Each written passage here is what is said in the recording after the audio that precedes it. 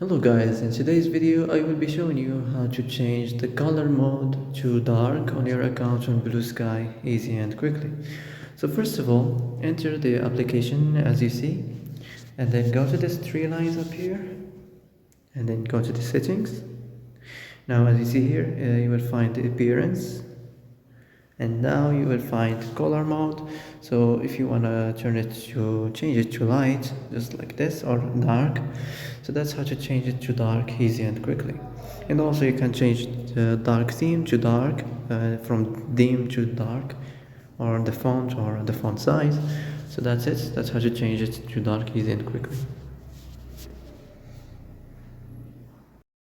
Oh, that's it for today's video. I hope this is the answer you've been looking for. If you like this video, don't forget to like and subscribe. And that's it. See you in the next video.